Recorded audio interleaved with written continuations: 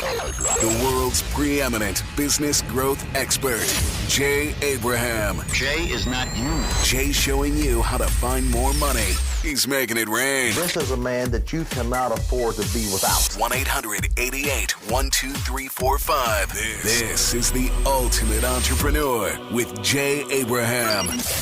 Hi, it's Paul Durante. People don't like to be sold, but they love to buy. That's the trademark of Jeffrey Gitomer. JeffreyGitomer.com, New York Times best-selling author. You know his books, including the Sales Bible, the Little Red Book of Selling. It's iconic. He's one of the best speakers of all time. He's a master of video content. He knows social media. This show will teach you how to sell anything. Women don't go to a department store hoping to be sold a dress. They go to buy a dress. And whatever you do in this world, you go for a destination or you go online and you click buy. They don't say sell now, they say buy now. And in the mind of the consumer, that's what they want to do. But in the mind of the salesperson, they're taught, quote, to sell. So there's a disconnect, and you're about to find out why. We're also taking your calls to Jay, who charges $50,000 per day, but you can speak with him free. Also free, the Abraham Mastermind Alliance, a dynamic organization, like-minded entrepreneurs, business owners, and professionals from all over the world who have a passionate commitment to building a business that's preeminent and highly profitable. The Abraham Mastermind Alliance, totally free for fans of this show. Free downloads, free resources, all the info's at abraham.com or call 1-800-88-12345. The king of sales, Jeffrey Gitomer, when we get back. Welcome to Play It, a new podcast network featuring radio and TV personalities talking business, sports, tech, entertainment, and more. Play it at play.it. The world's preeminent business growth expert, Jay Abraham. Jay showing you how to find more money. He's making it rain. 800-88-12345. This is the ultimate entrepreneur with Jay Abraham. This is going to be so much fun. We have now one of my absolute favorite people, one of the most stimulating people I've ever dialogued with, and a no-nonsense, very, very cool man.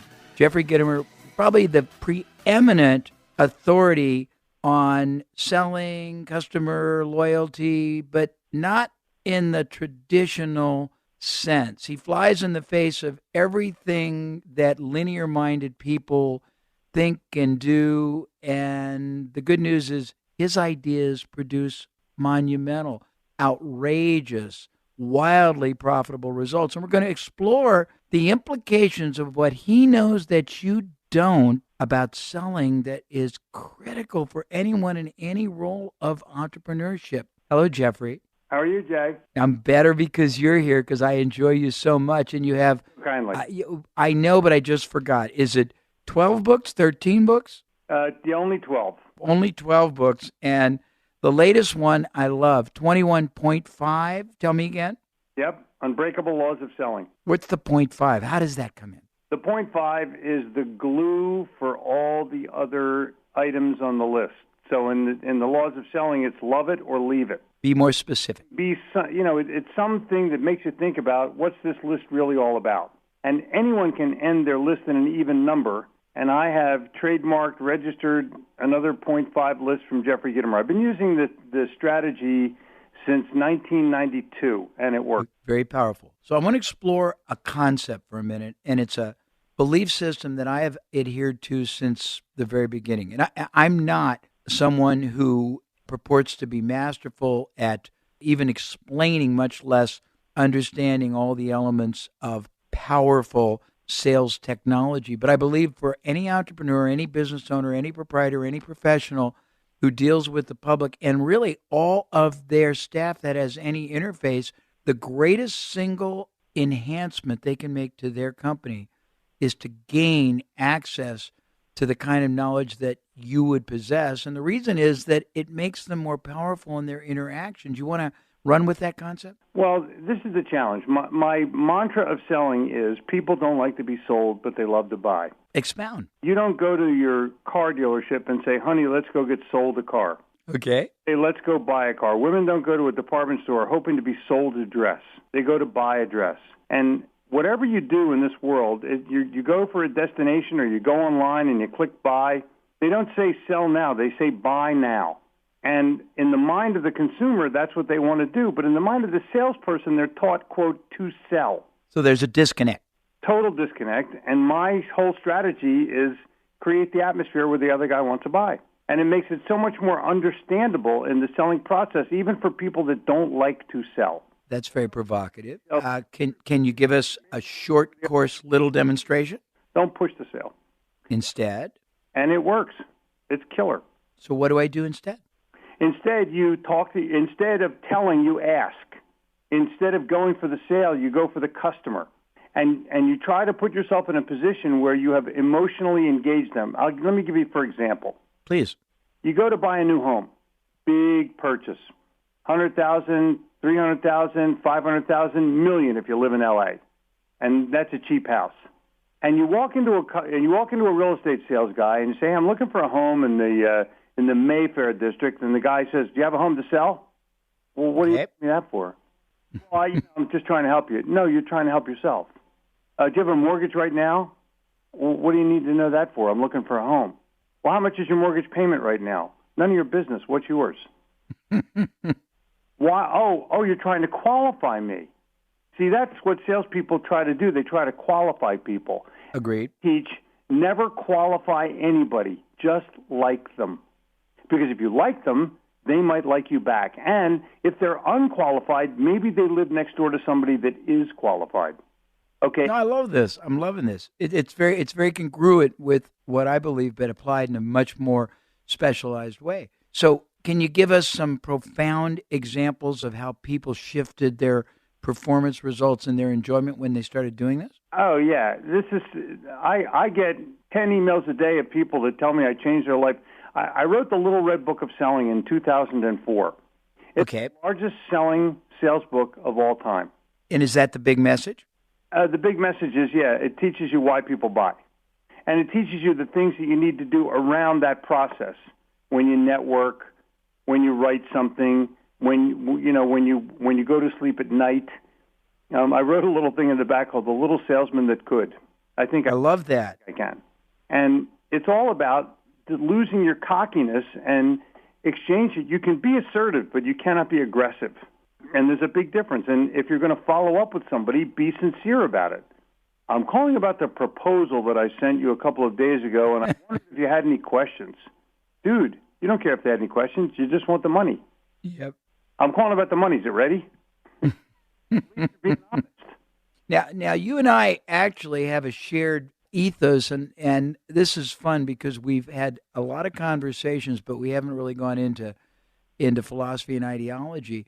I believe that the greatest single power element in business is respecting the other side, understanding, appreciating, acknowledging, trying to really seize and understand what it's like to be in their shoes. And I don't think people even understand how to do that, let alone how to listen and hear. Do you? If I were, let me take the home thing all the way to its edge. Please. Instead of insulting the customer when they come over by trying to qualify them, why don't you invite them over to a chair and say, before we get started, I need to ask you just a couple of questions. And they sit down. And the real estate guy says, tell me about the bedroom that you grew up in. And immediately the emotional connection is large because it may make you think of your mom and dad, whether they're alive or not, your siblings, all the fights that you had in your bedroom, throwing your little brother out or your little sister out of the room.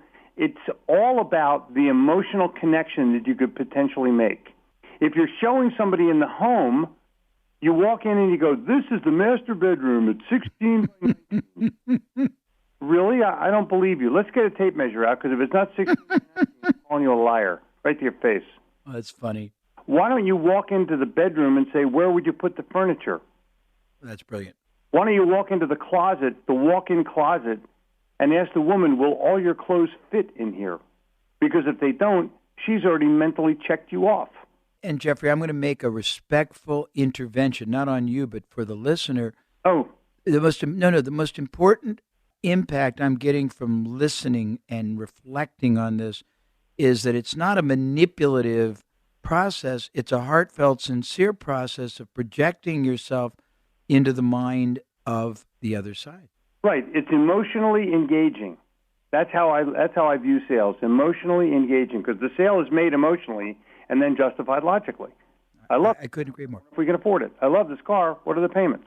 So where do you see most people? First of all, I don't believe most entrepreneurs even appreciate the role that this has in their not only success, but in their sustaining relationships with the people that have even previously transacted business with them. You want to comment?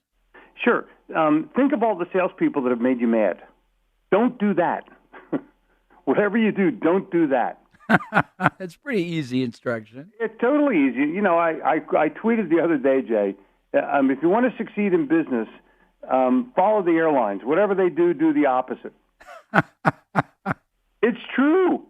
It's totally true. Those people are liars. They're rude.